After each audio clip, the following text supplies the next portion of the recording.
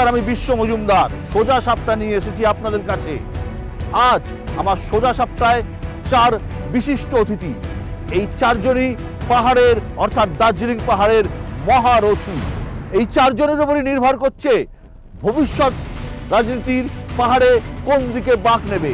গত 100 বছর ধরে পাহাড়ের দাবি গোর্খাল্যান্ড। এই গোর্খাল্যান্ডের দাবি থেকে ডিজিএইচসি অর্থাৎ দার্জিলিং গোর্খা হিল কাউন্সিল, সেখান থেকে জিটিএ, সেখান থেকে আবার এখন পিপিএস পার্মানেন্ট পলিটিক্যাল সলিউশন, সব মিলিয়ে পাহাড় রাজনীতি এই মুহূর্তে অত্যন্ত উত্তপ্ত। কে এই চারজন যাদের উপর নির্ভর করছে পাহাড়ের আগামী দিনের ভবিষ্যৎ? একজন বিমল গুরু, দ্বিতীয় নাম অনিত থাপা, তৃতীয় নাম রাজু বিস্তা এবং চতুর্থ নাম অজয় এরওয়ান। এই চারজন আজ সোজা সাপটায় আমার মুখোমুখি সব প্রশ্নে।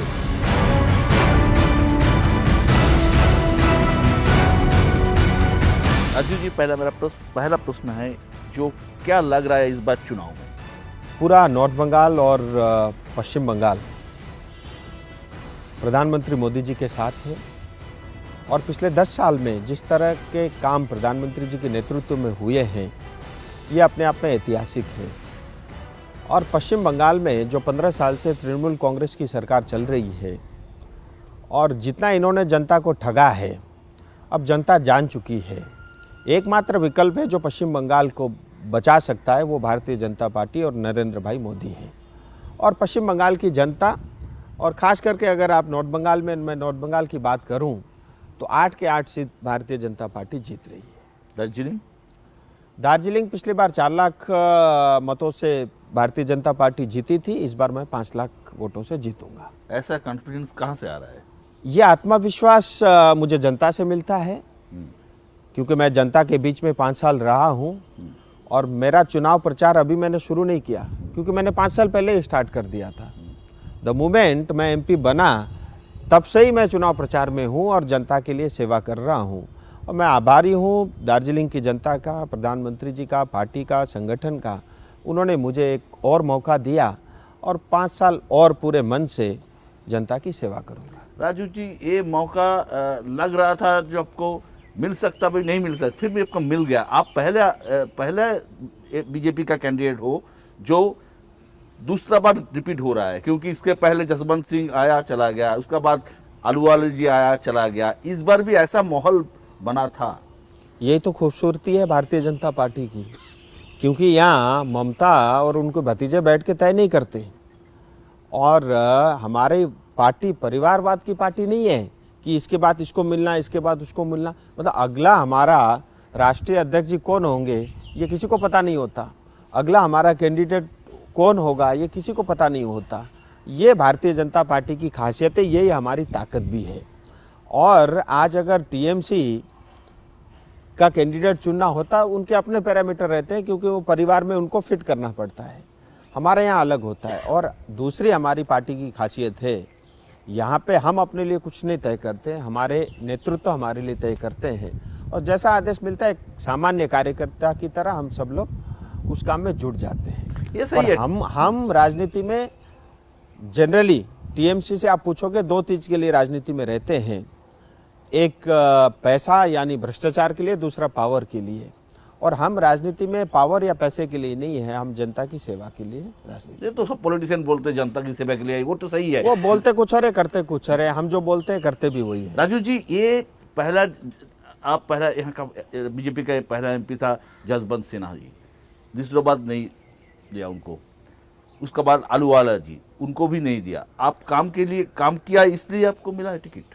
देखिए, आज चुनाव प्रचार में आप सिलीगुड़ी हैं, आप जाइएगा, टीएमसी के नेता पता है क्या बोल रहे हैं अपने कार्यकर्ता को, अंचल प्रमुख को या उनके पंचायत के लोगों को?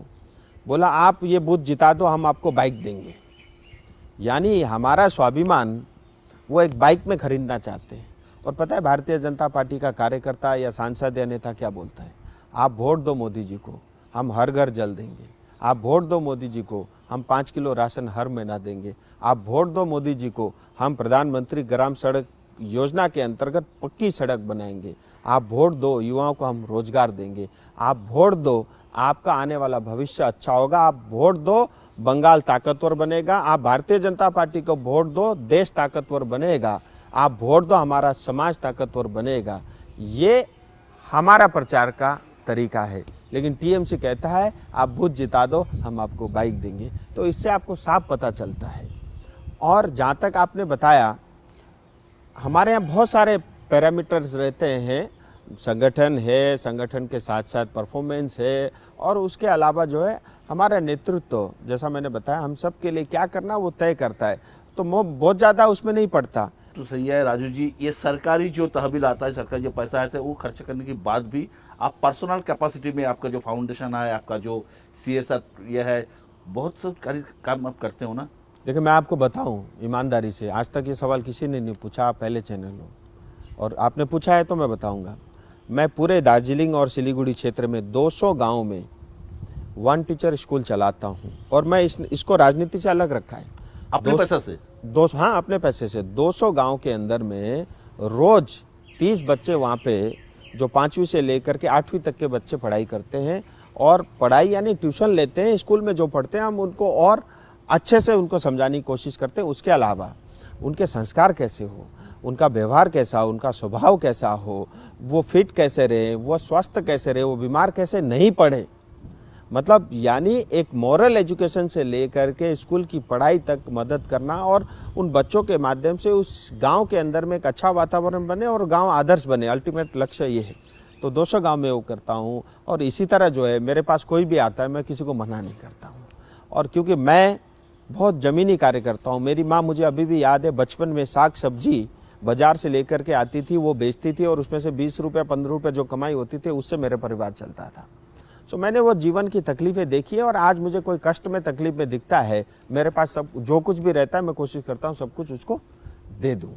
और सौभाग्य से कह लीजिए, आपके पास मैं जो है, मुझे भगवान ने जितना मैंने चाहा उससे ज़्यादा दिया आज तक। कम उम्र में मेरी पढ़ाई भी हो गई, कम उम्र में मेरी नौकरी भी लगी, कम उम्र में मैं राजनीति भी में आया, कम उम्र में सांसद बना, कम उम्र में दूसरी बार सांसद बन रहा हूँ। और मैं राजनीति करता हूँ, मैं एक कंपनी में भी काम करता हूँ, वहाँ से मुझे तनख्वाह मिलती है। मैं भारत सरकार को हर साल टैक्स भी देता हूँ, 3.5-4 करोड़ रुपया, और जो पैसा बचता है उससे राजनीति करता हूँ, उससे सेवा करता हूँ। राजू जी, पहाड़ का PPS यानी परमानेंट पॉलिटिकल सोल्यूशन, इसके बारे में आपका क्या राय है? दार्जिलिंग को बहुत लूटा है पश्चिम बंगाल ने, और पश्चिम बंगाल की सरकार ने जब भी, चाहे वो CPM हो चाहे TMC हो, सिर्फ और सिर्फ दार्जिलिंग को ठगने का काम किया। हमें गर्व होता है, पश्चिम बंगाल की पहली म्यूनसिपैलिटी दार्जिलिंग में बनी थी। और पश्चिम बंगाल यानी देश में ऐसा कहते थे कि जो देश आज सोचता है वो पश्चिम बंगाल एक दिन पहले सोचता है, और पश्चिम बंगाल में भी एक दिन पहले सोचता दार्जिलिंग था। आपको पता ही है इतिहास। लेकिन आज जो है दार्जिलिंग की ऐसी स्थिति CPM, कांग्रेस और TMC ने बना के रखी है, हमें बड़ा कष्ट होता है। और यहाँ के रिसोर्सेस को सिर्फ जो है लूटा गया है। हमसे 100 रुपये लिया और बदले में जो है हमको 10 रुपये दिया, उसमें भी 5 रुपये भ्रष्टाचार के भेंट चढ़ा है। लेकिन पिछले 3 टर्म में तो बीजेपी के MP है दार्जिलिंग से। कर रहे हैं ना, बीजेपी के MP 2 थे, उससे पहले भी किया, मैं भी कर रहा हूँ, और इसीलिए तो आज मैं दोबारा रिपीट हुआ हूँ। जनता की बहुत बड़ी ताकत है उसमें। 2 MP तो रिपीट नहीं हुआ।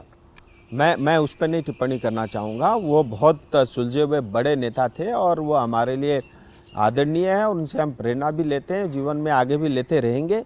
लेकिन कुल मिला के हमने ये कहा है, भारत के संविधान एक ऐसा संविधान है, भारत के कश्मीर से कन्याकुमारी, गुजरात से लेकर के कोहिमा तक हर समस्याओं का समाधान उसमें छुपा हुआ है। और दार्जिलिंग तराई डूवर्स की जनता का भी जो ये राइट है, ये उनका हक है, ये उनको भी न्याय मिलना चाहिए। भारत सरकार ने कहा है कि हम स्थायी राजनीतिक समाधान करेंगे जो भारत सरकार के अंतर्गत होगा, और गृह मंत्री जी के साथ कई वार्ता भी उसके लिए हो चुकी है। पिछले चुनाव में 19 के चुनाव में बिमल गुरुंग आपको खुल करके सपोर्ट दिया था, बिमल गुरुंग का सपोर्ट आपको मिला था। इस बार गुरुंग जी का क्या यह है? 2019 में हमारे साथ थे, 2021 में TMC के साथ थे, 2024 में दोबारा भारतीय जनता पार्टी के साथ हैं, और वो जब भी जिसके साथ जाते हैं खुल के ही जाते हैं। 21 में भी उन्होंने ममता दीदी को पूरे मन से सहयोग किया था। और मैं तो देखिए, मेरे लिए राजनीतिक अपने संबंध अलग है, लेकिन मेरे लिए तो बड़े भाई के समान है, क्योंकि मैं राजनीति में हूँ तो उनका भी उसमें बड़ा योगदान है। और 2019 में जो तकलीफ़ में रहते हुए उन्होंने मेरी मदद की, मैं हमेशा जीवन भर उनका ऋणी रहूँगा। और इस बार उनको ये पता था, जो 2021 में आए उनके ऊपर फेक चार्जेस, फेक केसेस लगाए जाते थे, इसलिए उनकी ये मजबूरी थी कि उनको घर वापस आना था, क्योंकि सारे युवा मतलब पश्चिम बंगाल से या दार्जिलिंग से बाहर रहने को मजबूर थे। तो उन युवाओं के खातिर उनको आना पड़ा, आए। फिर उसके बाद कभी वो टीएमसी के साथ रहे भी नहीं चुनाव के बाद, और फिर भारतीय जनता पार्टी के साथ वो आए हैं और उन्होंने ये मन बनाया है कि पिछली बार से ज़्यादा मार्जिन से जिताएंगे। मैं उनका स्वागत करता हूँ। मेरा ये मानना है, हम छोटे छोटे दलों में छोटे छोटे मन के कारण अलग अलग टुकड़ों में रहने से अच्छा हम संगठित रहे, हम मजबूत रहेंगे, ताकतवर रहेंगे। लेकिन वो गुरुंग 19 का गुरुंग और 24 का गुरुंग तो एक नहीं है, वो पावर तो नहीं है। अब मैं तो देखिए राष्ट्रीय प्रवक्ता भारतीय जनता पार्टी का हूँ, तो मैं उनके ऊपर में मतलब क्या है नहीं है वो तो वो बताएंगे या उनका प्रवक्ता बताएंगे। लेकिन मैं इतना कह सकता हूँ, वो एक ईमानदार और अपनी जाति के लिए, अपने समाज के लिए लड़ने वाले नेता है। जाजू जी, इस बार आपका जो अगेंस्ट में है मिस्टर लामा, वो भी पहाड़ की है, उसका साथ अनेक थापा है, क्या बोल रहे हैं उनको? ऐसा है, एक तो गोपाल लामा जी एसडीओ तक पद तक वो पहुँचे हमारे समाज से ही हैं, तो इस बात का हमें गर्व होता है। कोई भी गोरखा समाज का व्यक्ति इतने उच्च पद तक पहुंचता है तो वो स्वाभाविक रूप से हमारे लिए एक उपलब्धि है। लेकिन वो व्यक्ति भी सही है, अच्छे हैं, बुजुर्ग हैं, अच्छा अनुभव है, लेकिन उनके पास जो सिंबल है वो हमको नहीं पसंद है। क्योंकि 2017 की घटना आपको पता है, 13 हमारे गोरखा भाई बहन बीच सड़क पे उनको गोली से मार दिया गया, और वो खून के छींटे आज भी उस सिंबल, टीएमसी के सिंबल में दिखता है हमें साफ साफ। इसीलिए पहाड़ की जनता कभी इस चीज़ को भूल नहीं सकती। और मैं ये कहता हूँ, व्यक्ति अच्छे हैं लेकिन गलत पार्टी उन्होंने चूज किया है, और उनकी स्थिति आज ऐसी है टीएमसी की। आप पहाड़ में नॉमिनेशन फाइल हुआ, आपने देखा होगा कि जब टीएमसी का नॉमिनेशन फाइल करने के लिए कैंडिडेट पहाड़ जाता है, वहाँ एक भी टीएमसी का झंडा नहीं दिखता, वहाँ बीजेपी पार्टी का झंडा दिखता है। वो प्रचार कर रहे हैं सिलीगुड़ी में, पहाड़ में प्रचार कर रहे हैं अनित थापा, ऐसा लगता है एक ही सिंबल में 2 कैंडिडेट खड़े हैं। तो ये वास्तविकता है। और मैं आपको एक बात और बताऊं, आप टीएमसी के अपने नेता से पूछना, उनको पता है, क्योंकि सिलीगुड़ी टीएमसी के लिए वो चॉइस थे ही नहीं, उनको तो थोप दिया गया, इसलिए उनके साथ नहीं है। इस बार तो अच्छा है, कॉम्बिनेशन इतना बढ़िया है। और मैं तो देखिए सबका नेता हूँ, मैं टीएमसी का भी सांसद हूँ, सीपीएम का भी सांसद हूँ, बीजेपी का भी हूँ।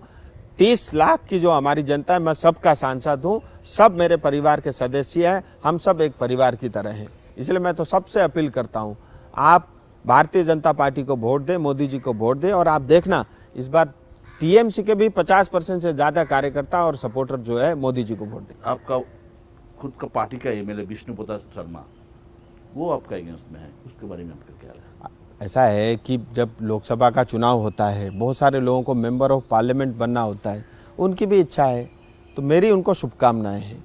लेकिन मेरी शुभकामना ये है कि वो लड़े और खूब जितना ज़्यादा से ज़्यादा वोट ले सकते हैं वो कोशिश करें। मुझे नहीं लगता 1000 से ज़्यादा वोट उनको मिले।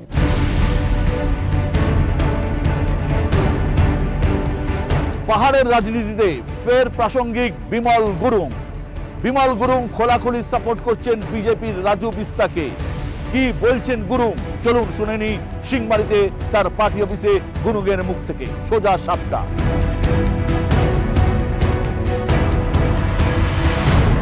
নমস্কার, আমি বিশ্ব মজুমদার। সোজা সাপটা নিয়ে এসেছি পাহাড়ে, দার্জিলিং পাহাড়ে। আমার সঙ্গে রয়েছেন দার্জিলিং পাহাড়ের নেতা এবং দার্জিলিং পাহাড়ের একসময় জিটিএর দায়িত্বে থাকা নেতা এবং দার্জিলিং পাহাড়ের অত্যন্ত গুরুত্বপূর্ণ নেতা বিমল গুরুং। सबसे पहले तो मैं आपको धन्यवाद देना चाहता हूँ, आपका न्यूज़ 18 को, सब परिवार को। और आप लोग दार्जिलिंग में आए, बहुत खुश लगा। बहुत दिनों के बाद में हम लोग मुलाकात हुआ। 2017 का बाद में बहुत ऐसा हम लोग का आदान प्रदान नहीं हुआ, उसका आगे हुआ था। तो अभी पहाड़ का स्थिति जो है चुनाव का 2024 का बढ़िया है, अभी अच्छा ही है। जो हम लोग जो मकसद से लिए जा रहा हूँ उसके लिए हम लोग अभी डिसीजन लिया है, पहाड़ और तराई डुवर्स के लिए। तो आने वाला दिन में 2024 का नॉर्थ बंगाल का अच्छा रिजल्ट बनाएं, ताकि आने वाला दिन में हमारा भी जो विषय है उसको ध्यान में रखते हुए हम लोग काम कर सकें, इसीलिए हम लोग ये बार बहुत अच्छा हम लोग मन बना के सपोर्ट किया है भारतीय जनता पार्टी को। ये कहा जाता है पहाड़ में बिमल गुरु जिस पक्ष में होगा उस पक्ष का विजयी होना सिर्फ टाइम का मामला है। हाँ, ये तो 110% ज़रूर हो जाएगा, क्योंकि मैं ये डिसीजन लेने का आगे, चाहे भारत सरकार में अपोजिशन लीडर हो या बंगाल में जो शासन चलाने वाला पार्टी हो, सभी को लेटर भेजा था। क्योंकि आगे हम लोग का जो बातचीत हुआ था, बहुत अच्छा बातचीत हुआ था 2020 में, जो पॉलिटिकल समाधान के लिए, पहाड़ के लिए मिस ममता बनर्जी के साथ भी बहुत अच्छा हुआ। लेकिन वो बात होने का बाद में कुछ एक बार भी हम लोग मुलाकात नहीं हुआ, तो दुख इस बात की है। तो हम लोग चाहता हूँ कि एक बार मैं पूछूं और लेटर भेजो, तो मैं भेजा, बंगाल सरकार को भेजा कि आपने जो पॉलिटिकल समाधान करने के लिए वो एश्योरेंस किया था, तो क्या करना है अभी, तो मैंने भेजा। लेकिन कुछ मैसेज भी नहीं आया, बात भी नहीं हुआ। और संग संग में कांग्रेस को भी दिया और एनडीए गठबंधन को भी दिया हमने, और बीजेपी को भी दिया। तो कांग्रेस पार्टी से अब मेरे को चिट्ठी आया और हमारा डेलीगेशन भी गया, वहाँ बातचीत हुआ, और संग संग में भारतीय जनता पार्टी का साथ भी बातचीत हुआ। लेकिन दीदी ममता बनर्जी जिस विषय को लेकर मैं 2020 में आए थे, कुछ हमारा भी एक विज़न थे, उस विज़न को आने वाला दिन में कुछ ना कुछ हो जाएगा। लेकिन इतना बरस बीतने के बाद भी एक बार मीटिंग भी नहीं हुआ, बातचीत भी नहीं हुआ, क्या है कैसा है ये रिस्पॉन्स भी नहीं आया, तो बहुत दुख की बात होता है। और ये 2024 का जो इलेक्शन होने का आगे ही हमने लेटर भी भेजा था कि हम लोग एक बार मिलना चाहता हूँ, इंडिया जो हमारा United forum for separatist state का टीम भी मिलना चाहते हैं, ये भी बोला था। लेकिन कोई मैसेज नहीं आया। गुरु जी, ये पीपीएस यानी कि परमानेंट पॉलिटिकल सॉल्यूशन, इसके बारे में आपका क्या आइडिया है? नहीं, भारत सरकार ने जो एजेंडा में पीपीएस की बात रखा और 11 कम्युनिटी के लिए विषय, ये सब कुछ अभी वहाँ पर दिल्ली में रख चुका हूँ हम लोग। और हम लोग चाहता हूँ कि 2019 में राजू बिष्ट को जिता के भेजा, 4 लाख समथिंग 4.5 लाख वोट से। तो उस टाइम से जो राजू बिष्ट, और उस टाइम में कोविड भी था, संघ में ये फर्स्ट टाइम वो एमपी होके गया था, समय भी नहीं मिला। तो बात तो कुछ रखा उसने वहाँ पर, पार्लियामेंट में हो, सदन में उसने रखा, अपना जितना भी बल बुद्धि से रखा। तो रखते समय भी वो अभी तक बात तो नहीं बना। लेकिन अभी हम लोग चाहता हूँ कि अब और समय देना चाहिए, उसको मौका देना चाहिए, ताकि आने वाला दिन में हम लोग का जो बात फुलफिल हो। तो आपका मतलब कहने का मतलब है, पहला बार आप जसवंत सिंह को सपोर्ट किया था, दूसरा बार आप सुरेंद्र सिंह अहलूवालिया जी को सपोर्ट किया था, तीसरी बार आप राजू बिस्ता को सपोर्ट किया था। तो इन तीनों में से राजू थोड़ा काम किया। हाँ, जसवंत सिंह को मैंने जिताए थे और उसने बहुत अच्छा काम किया, बहुत अच्छा। आइला को लेकर और गोरखालैंड तक उसने जो आवाज़ उठाई थे सदन में, और जीते बनाने के लिए बहुत कोशिश किया उसने। भारत सरकार और बंगाल सरकार और जो जसवंत सिंह मिलकर बहुत अच्छा काम किया हुआ वहाँ पर। लेकिन उसका बाद में जो एस अहलूवालिया को हमने 2014 में जिता के भेजा, तो उसने कुछ काम नहीं किया, कुछ नहीं काम किया। लेकिन 2019 में राजू बिष्ट को जिताया, तो सदन में हर वक्त हर पल वो अपना मुद्दे के लिए हो, अपना आवाज़ विभिन्न विषय के लिए वहाँ रख चुका है। तो उसको समय देना चाहिए, मौका देना चाहिए। और गुरुंग जी, आपका एक टाइम का साथी मित्र अनिक थापा आपका नियरेस्ट कॉम्पिटिटर है, उनका जो गोपाल लामा को उन्होंने खड़ा किया तृणमूल सिंबल से, क्या बोलना चाहेंगे? गोपाल लामा आदमी बहुत अच्छा है, सोबर है, और मेरा साथ भी काम कर चुके हैं। आगे जीटी में एक सेक्रेटरी लेवल में काम कर चुके हैं। आदमी अच्छा है, उसको मैं बुरा नहीं बोलना चाहता हूँ। लेकिन जिस पार्टी से वो अभी खड़ा है और जिस पार्टी ने खड़ा किया, वो पार्टी अच्छा नहीं है। इसीलिए पहाड़ का आदमी, समतल का आदमी पसंद नहीं करते हैं। अभी का रणनीति जितना भी ये जो भारतीय गोरखा प्रजातांत्रिक का जो नीति है, सिर्फ करप्शन, घोटाला, शिक्षा घोटाला हो या आरएडीएफ घोटाला, पीएमजीआई घोटाला, पानी का घोटाला, शिक्षा घोटाला और ट्रेड एग्ज़ाम में 44,000 बच्चे का साथ खिलवाड़, सब कुछ इतना खराब यहाँ पर राजनीति किया है। उसको कौन वोट देगा? वो दिखावटी तो करेगा उसका साथ में, क्योंकि उसका साथ में सत्ता है, उसके साथ में पैसे है, दिखावटी तो करेगा, लेकिन वोट उसको नहीं मिलेगा।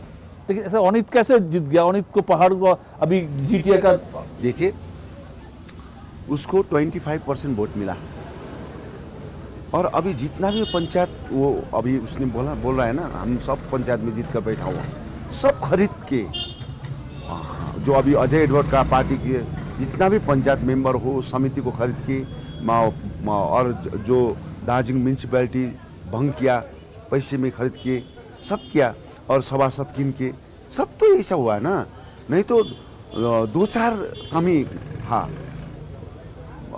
सभासद का विषय में भी, और दार्जिलिंग म्यूनसिपैलिटी तो पूरा अजय एडवर्ड ने लिया था, लेकिन सबको पैसे देकर खरीद लिया।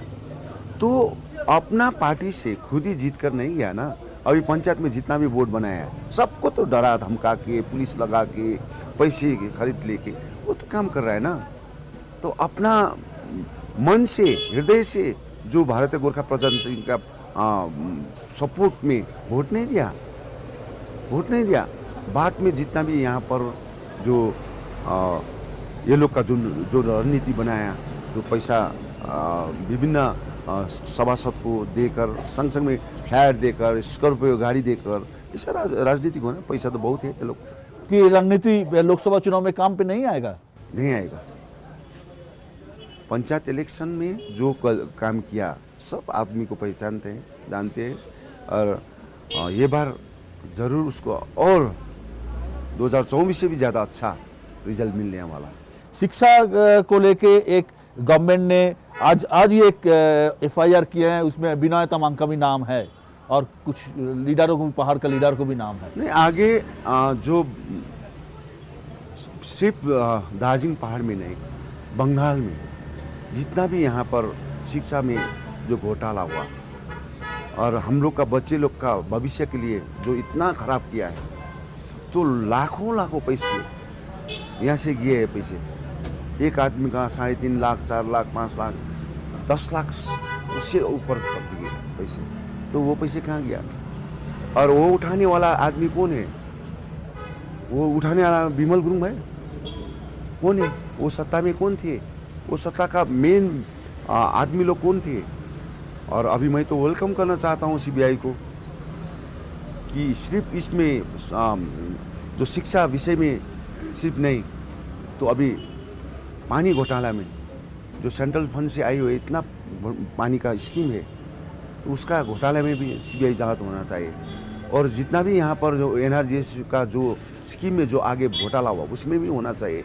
और जो आरएडीएफ, पीएमजीआई बॉर्डर का ऊपर में जितना भी यहाँ पर करोड़ों घोटाला हुआ, उसका ऊपर में घोटाला वो सीबीआई होना चाहिए। मैं वेलकम करना चाहता हूँ सीबीआई को भी। विमल जी, पहाड़ में आज भी विमल गुरुंग का मैजिक है या नहीं है? ये तो आप लोग देख चुका है। और 2024 का 26 तारीख देख जाए और 24 तारीख रिजल्ट में देखेगा आप लोग। सिर्फ यहाँ नहीं, ये जलपाईगुड़ी, अलीपुरद्वार सब देख जाएगा। तो आप फिर वापस आएंगे? वापस जरूर आऊँगा, ये कम्युनिटी के लिए आऊँगा, मेरा बच्चे लोग का भविष्य के लिए आऊँगा, ये पहाड़ का स्थिति नाजुक बनाया है इसके लिए आऊँगा। जितना भी हम लोग का यहाँ पर जो आज खाएगा कल कमाएगा, ऐसा जितना भी डिप्राइव आदमी लोग उसके लिए आऊँगा। और इतना भी यहाँ पर जो शोषण दमन में राजनीति किया वो उसको जगाने के लिए, अच्छा बनाने के लिए मैं आऊँगा। विमल जी, आपका नियरेस्ट कॉन्टेंडर कौन है, गोपाल लामा या मुनीष तमांग? देखिए, मोनिश तामाङ और गोपाल लामा, मैं तो कैसा बोलूँ, मैं कैंडिडेट तो नहीं हूँ, मैं सपोर्टर हूँ। लेकिन मैं सपोर्टर होने का नाते दोनों भारतीय जनता पार्टी का सामने, राजू बिष्ट के सामने तुलना नहीं है। एक टाइम यहाँ डीजीआईसी थे, दार्जिलिंग गोरखा हिल काउंसिल, उसका बाद जीटी आया है, तो आपका फ्यूचर में जीटीए के ऊपर भरोसा है या अब नया कुछ ढूंढ रहे हैं? देखिए, हम लोग चाहता हूँ ये पहाड़ का परमानेंट सॉल्यूशन करना चाहिए। छाती में गोली खा के वो और देश के लिए काम करते, तो हमारा लिए देश क्या किया? मैं इस पहचान के लिए देश को काम करना चाहिए। मैं यही रिक्वेस्ट करना चाहता हूँ।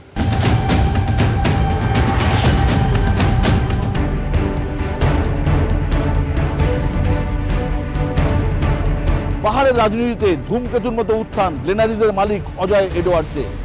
নতুন দল হামরো পার্টি তৈরি করে প্রথমেই সাফল্য দার্জিলিং পুরসভা ছিনিয়ে নিতে পেরেছিলেন, কিন্তু ধরে রাখতে পারেননি সেই অজয় এডওয়ার্ডসের বাজি এবার কংগ্রেস। কি বলছেন তিনি? সোজা সাপটা।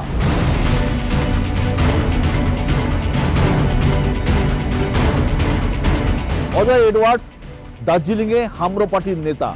অজয় এডওয়ার্ডস দার্জিলিংয়ের নতুন একটি দল হামরো পার্টি তৈরি করে প্রথমবারেই দার্জিলিং পুরসভা দখল করে নিয়েছিলেন।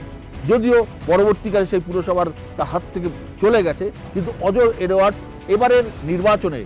এবারের সাধারণ নির্বাচনে অজয় এডওয়ার্ডসের প্রার্থী, তিনি কংগ্রেসকে সাপোর্ট করছেন, কংগ্রেসের পক্ষে রয়েছেন। और इस बार हम लोग पॉलिटिक्स है कि ये क्षेत्र दार्जिलिंग जो 15 इयर्स में हम लोग बीजेपी को सपोर्ट कर रहा था, तन मन धन बीजेपी को सपोर्ट कर रहा था। क्या कर ले, हम लोग का जो मुद्दा है इधर परमानेंट सोल्यूशन होना चाहिए। हम जीटीए में हम एक सभासद, इलेक्टेड सभासद है, लेकिन GTA is nothing, is hollow. 2.5 साल सभासद का 1 लीटर पेट्रोल भी नहीं दे सकता है ये जीटीए।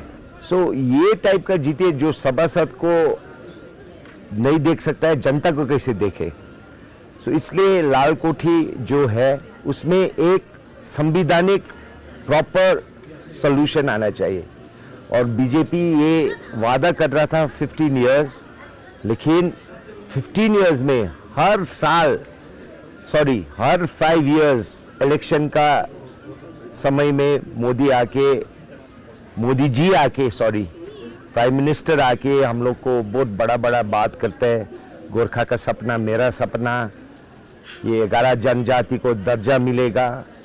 और इस बार फिर आफ्टर 15 ईयर आके बोला कि हम लोग गोरखा लोग का जो पॉलिटिकल समस्या है अभी नज़दीक है।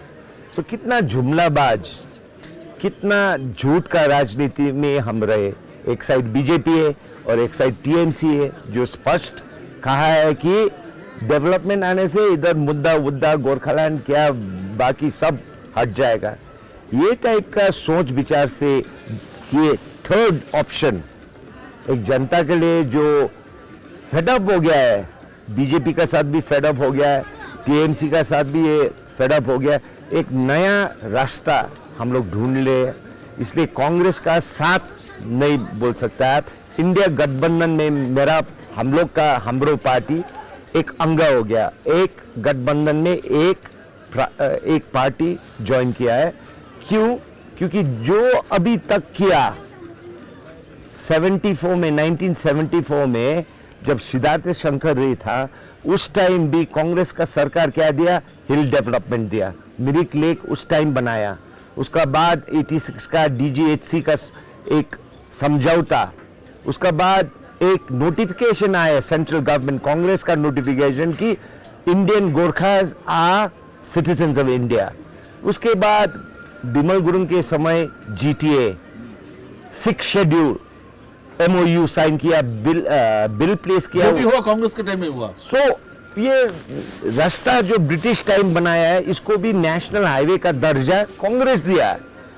ये दोनों जो शक्ति है दार्जिलिंग में, जो जनता भी लीडर भी, जैसे बिमल गुरुंग दाजो 12 साल बीजेपी को साथ दिया और उसका बाद आके बताया कलकत्ता में कि बीजेपी कुछ नहीं देने वाला है, हम टीएमसी का शरण में आएगा, परमानेंट पॉलिटिकल सॉल्यूशन दीदी ने हम बताया बोल के। लेकिन फिर 2 साल बाद फिर बीजेपी का साथ, ये पिंग पोंग नेता और ये जो जनता का ये सिर्फ 2 बाइनरी सोच चल रहा है, इसका बीच से from the middle that we are coming here, because Congress, CPM, RSP ये सब आम आदमी, ये सब का separation from Bengal, they might have a problem now, लेकिन the highest form of autonomy जो बंगाल में होने से भी हाईएस्ट फॉर्म ऑफ ऑटोनॉमी, उसमें हम लोग एक समझौता किया है। और इसका बात हम लोग राहुल गांधी जी से भी हम लोग बात किया है, जो चेयरमैन है इंडिया गठबंधन खारगे जी का साथ भी वार्ता स्टार्ट किया है फॉर अ पॉलिटिकल सोल्यूशन। अभी कल है maybe within Bengal, लेकिन ऑटोनॉमी चाहिए। ये टाइप का जीटीए से खुश नहीं है तो आदमी लोग। जीटीए में आप लोग खुश नहीं है, एक ऑटोनॉमी, फिर एक ऑटोनॉमी चाहिए। 100% जीटीए इज नॉट ऑटोनॉमी विश्वदा। जीटीए में जितना डिपार्टमेंट्स ट्रांसफर साइन तो किया है, अग्रीमेंट हुआ है, but in true letter and spirit आया नहीं। ये state government, central government, if they are genuinely worried about our people, will give the maximum autonomy. Separate state का जो विजन है, वो विजन सभी गोरखा लोग को ये है। This is vision. जैसे लेफ्ट का विजन क्या है, ऑल द वर्कर्स, सब मजदूर, संसार का मजदूर एक हो, दैट्स देयर विजन। तो गोरखा लोगों का विजन भी वही है। वो विजन है, दैट इज लॉन्ग टर्म। और मेरा जीवन में वो नहीं प्राप्त कर सकते, मेरा बेटा बेटी, मेरा ग्रैंड चिल्ड्रन भी ये विजन को आगे लेना पड़ेगा। लेकिन अभी का ले जो हम लोग का दुख है, जो अभी हम लोग का जो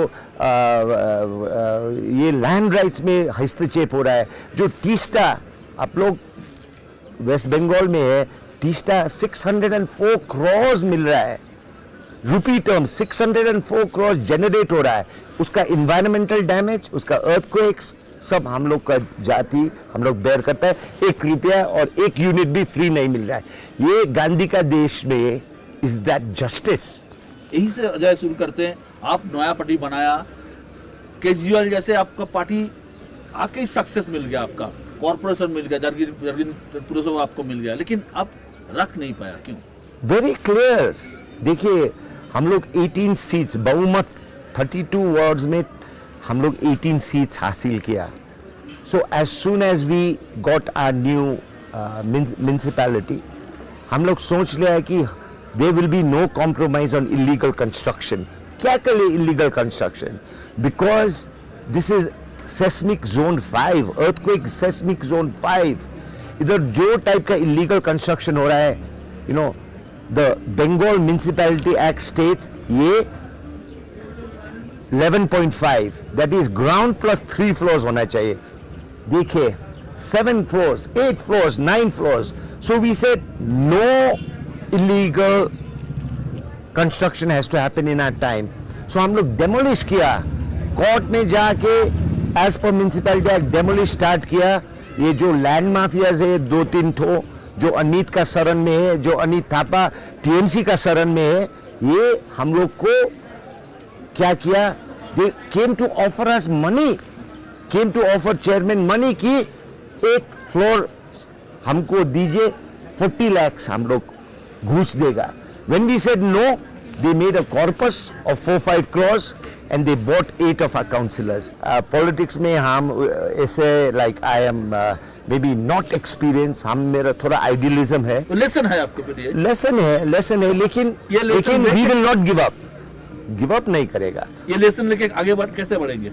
अरे बढ़ रहा है, अभी 2 साल का पार्टी, 2.5 साल का पार्टी, इतना बड़ा जोट जो भारत चला रहा है, जो पार्टीज लोग भारत को इतना रूल किया, गवर्नेंस किया, इसका सब 2.5 साल का पार्टी को इतना बड़ा मंच, और वो मंच भी नहीं, हम तो लद्दाख में था सोनाम वांगचुक के साथ 3 दिन 100 आवर्स का भूख हड़ताल में था, और उधर से फोन आया कांग्रेस पार्टी से कि Darjeeling seat can only be discussed once we talk with Ajay Edwards. और ये कौन बताया?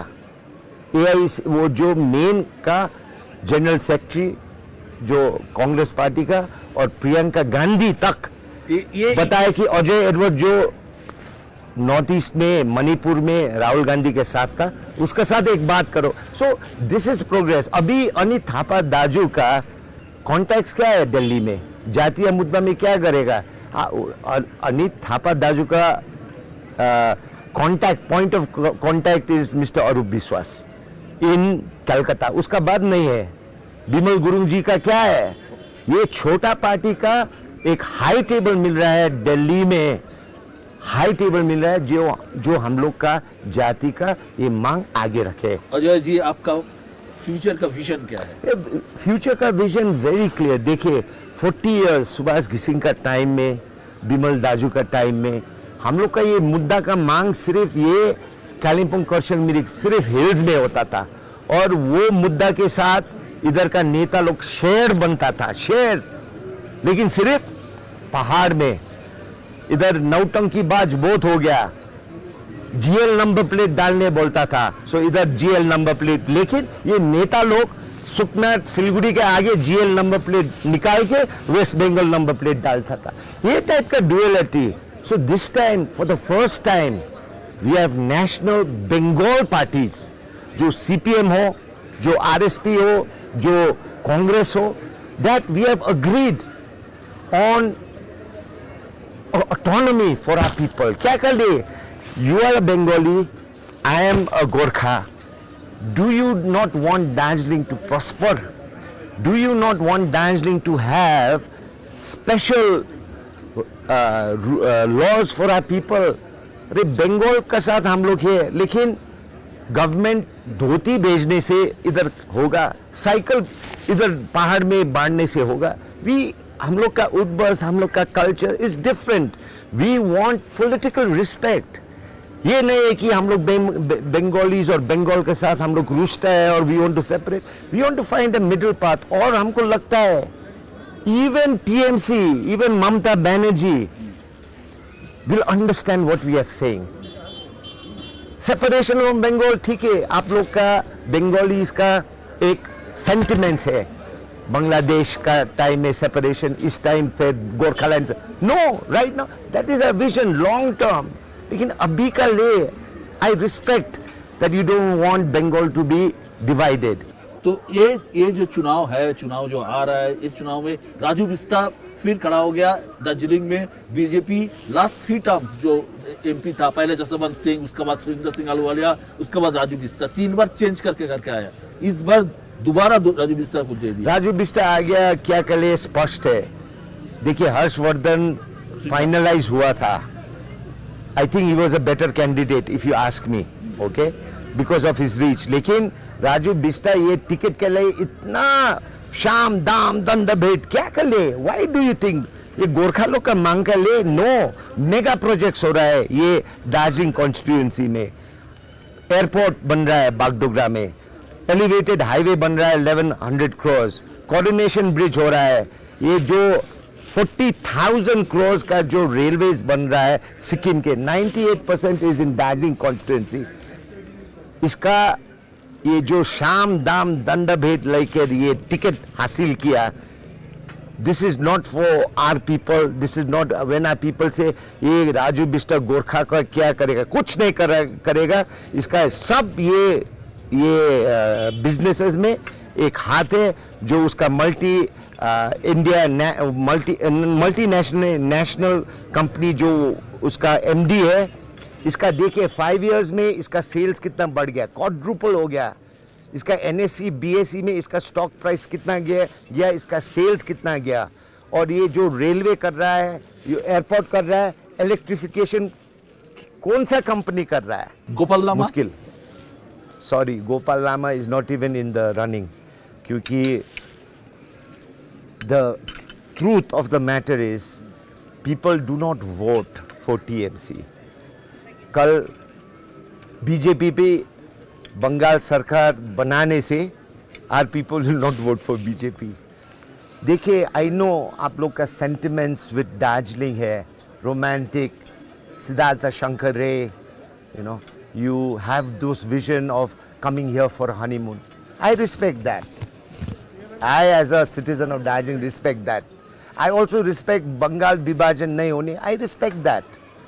I understand that. I understand aapka sentiments. But please also understand the sentiments of the residents here. Raju Bista, Bimal Gurung Ajay Edwards, তিনজনেরই অভিযোগের তীর অনিত থাপার দিকেই। কি বলছেন অনিত থাপা? সোজা সাপটা।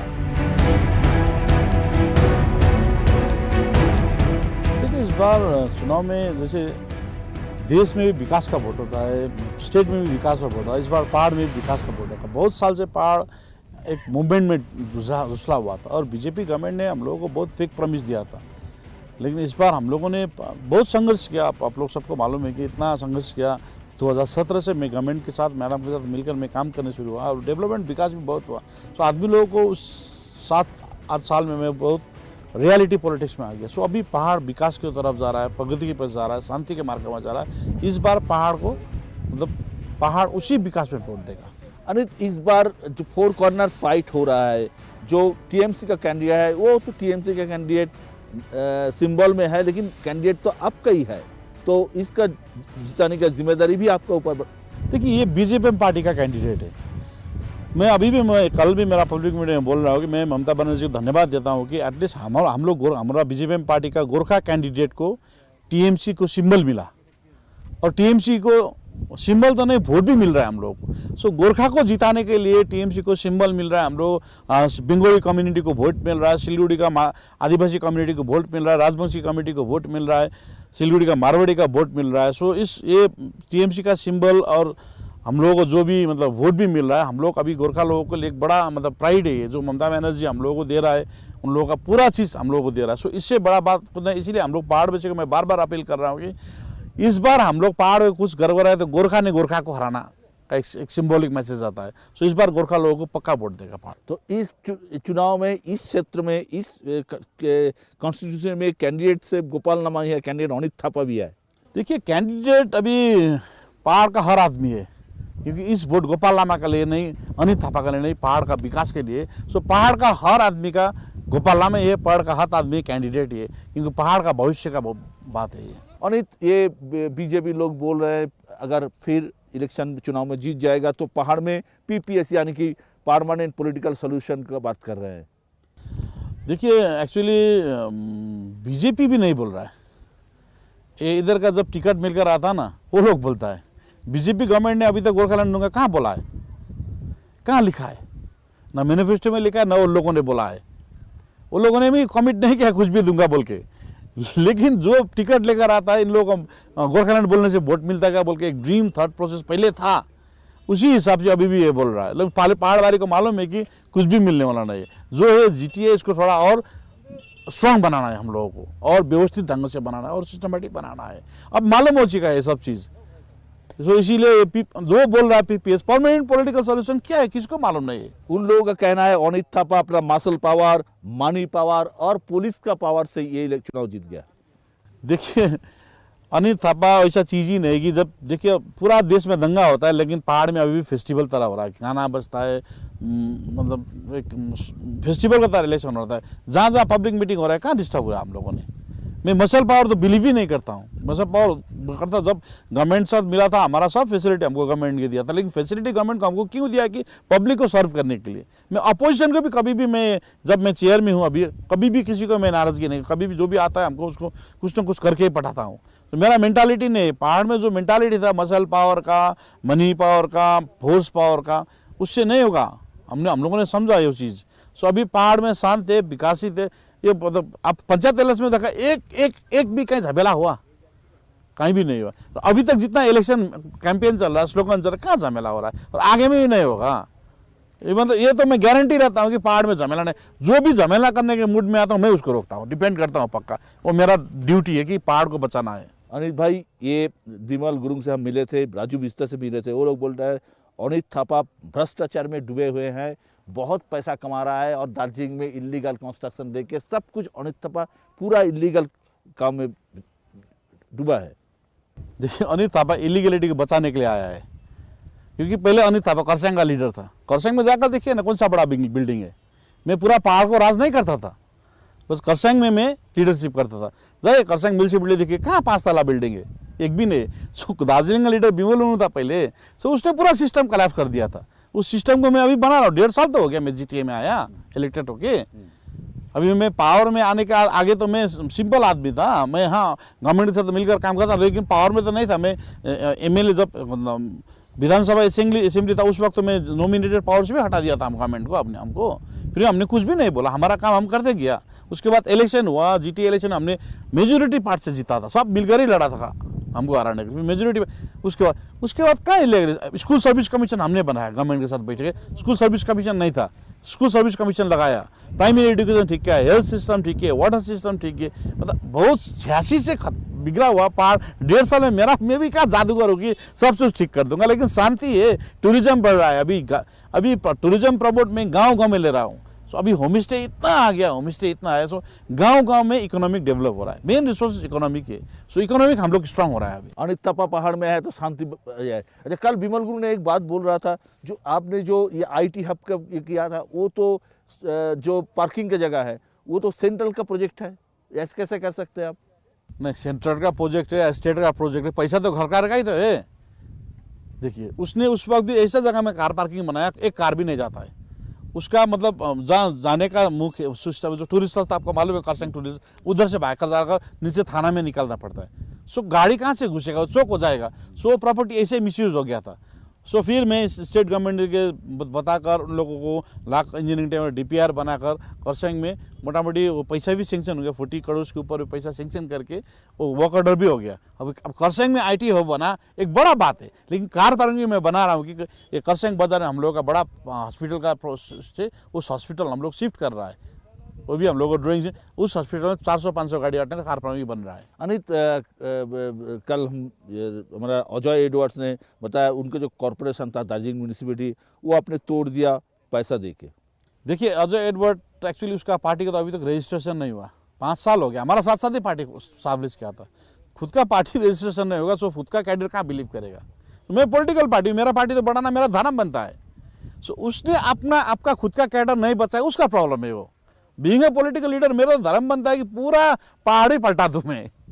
ये तो मेरा बनता है राज। मैं तो मतलब कोई गुम्बा तो नहीं कर रहा हूँ कि प्रीस्ट तो नहीं हूँ मैं पॉलिटिकल लीडर हूँ। तो पॉलिटिकल लीडर का धर्म बनता है कि जितना भी पॉलिटिकल एडमिनिस्ट्रेटिव फंक्शन है सो मेरा पास ही रहे, ये तो मेरा धर्म है। सो उसका क्या है कि प्रॉब्लम, उसने खुद का कैडर को क्यों नहीं बचाया? पहले खुद को प्रोटेक्ट करो ना, क्यों दूसरे को ब्लेम करता है? आप खुद बताया, आप करसियांग से आप इंटायर पहाड़ का लीडर बन गया। आप गुरुंग जी के साथ थे, आपका साथ और भी थे। तो ये गुरुंग बोल रहे हैं हम खत्म नहीं हुआ, हम फिर वापस आ रहे हैं। अनित थापा को बोल देना जो हम है। बिमल रुंग मैंने कब खत्म हुआ बोला? मैंने कभी भी नहीं बोला। बिमल रुंग का मेरा लीडर बिमल रुंग था, प्रैक्टिकल है, वो फैक्ट है यार। मैं कभी भी उसको डिनाई नहीं कर रहा हूँ। अब मेरा साथ बिमल रुंग नहीं है बोल के बिमल रुंग का बुरा नहीं करूँगा मैं। उसका थॉट प्रोसेस मेरे को अच्छा नहीं लगा। सो मैं अपना रास्ता चला गया। मेरा अपना रास्ता चलने से मैं किसी को बुरा नहीं करता हूँ, क्योंकि एक बार मैं बिमल रुंग का साथ काम किया, वो लीडर था मेरा। I always respect him. But मेरा उसका चलने का तरीका ठीक नहीं लगा हमको। जब भी झमेला। सो उस झमेला से पहाड़ को निकाल रहा था। सो मैं अपना रास्ता निकाल गया। मैं उसको मतलब अब मैं बिमल रुंग खराब है बुरा नहीं बोलता हूँ कि एक टाइम मेरा वो लीडर था, मैं रेस्पेक्ट करता हूँ। तो मेरा वो कल्चर ही नहीं है कि किसी का बुरा बोलूँ। मेरा अपना विजन से वोट मांगूंगा, मेरा अपना विजन से पहाड़ मांगूंगा, वो मेरा राइट है। अभी पहाड़ में जो चर्चा हो रहा है, जो recruitment scam, teachers recruitment scam को लेके, इसमें FIR भी दर्ज हुआ है, इस बारे में आपका क्या बोलना है? देखिए 86 से एक सुभाष सिंह के टाइम में DJC था, और सुभाष सिंह ने एटलीस्ट कोई भी हो गोरखा के लिए कीपट बना दिया जहाँ हम लोग राजनीति कर सके, एक गोरखा के लिए। लेकिन उस time school service commission Subhash Singh ने हटा दिया था। उस टाइम से वो बड़ा भूल था। उस टाइम से 86 से अभी तक कितना टीचर रिटायरमेंट हुआ, स्कूल खाली था। सुधर में वॉलंटियरली टीचर लोग सर्व कर रहा था। तो उस वॉलंटियर टीचर को मेरा टाइम में नहीं, बिमल रुंग टाइम में, विनय तामाङ टाइम में, उन लोगों ने सरकार को रिक्वेस्ट करके वो लिस्ट भेजकर सरकार ने अप्रूवल देकर वो टीचर रिक्रूटमेंट किया। रिक्रूटमेंट हुआ वो बिना का टाइम में, बिना तामाङ मतलब बिमल रुंग टाइम में हुआ था। बिना अच्छा ही हुआ, लेकिन जिससे भी नौकरी मिला ना, गवर्नमेंट ने समझ के बुझकर उसको नौकरी दिया, और गवर्नमेंट का नोटिफिकेशन लोगों ने नौकरी पिया, सैलरी भी मिल रहा है वो लोगों को। वेस्ट बंगाल गवर्नमेंट का अप्रूवल है, सैलरी मिल रहा है वो लोग। ये स्कैम नहीं है, ये हम लोग पास सिस्टम नहीं था। पहाड़ में बीजेपी का पहला उम्मीदवार और MP था जसवंत सिंह, उसका बाद सुरेंद्र सिंह अहलूवालिया, थर्ड टाइम राजू बिस्ता, फिर राजू बिस्ता को लाया। क्या लग रहा है? देखिए इंडिया है, डेमोक्रेटिक पोजिशन जो भी आ सकता है, इसको मैं डिनाई नहीं करता हूँ। लेकिन जितना भी पहाड़ में खुद का कैंडिडेट रोजा हुआ कैंडिडेट को नहीं मिल रहा था, थोपा हुआ कैंडिडेट हम लोग को वोट देना पड़ता था। सो आई डिसाइडेड इस बार नहीं होगा, इस बार हम लोगों का कैंडिडेट होना पड़ेगा, हम लोग पहाड़ का कैंडिडेट होना पड़ेगा। सो मैं मैडम के साथ कंसल्ट करके हमारा गोरखा कैंडिडेट होगा, बीजेपी पार्टी का कैंडिडेट होगा।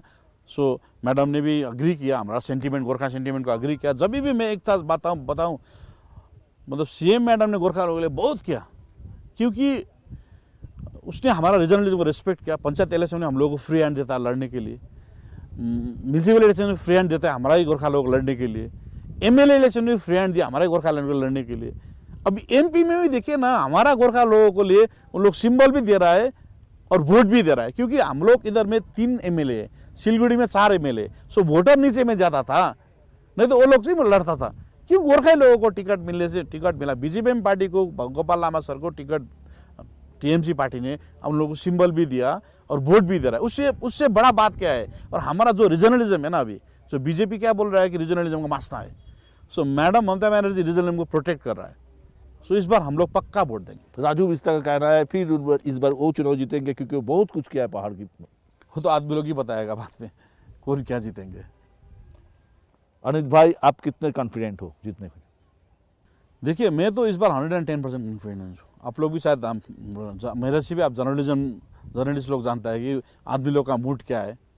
पहले पोस्टर डालने से भी मतलब आदमी लोग फाड़ देता था, ऐसा स्थिति था एक बार कि अनित थापा पूरा अगेंस्ट गोरखा कम्युनिटी है बोल के। अभी लोग समझ गया है कि अनित थापा एक गोरखा है जो सब गोरखा क्षेत्रीय बात को, क्षेत्रीय पॉलिटिक्स को, डेवलपमेंट को सब एक साथ में लेकर जा रहा है। सब आदमी को मालूम हो गया।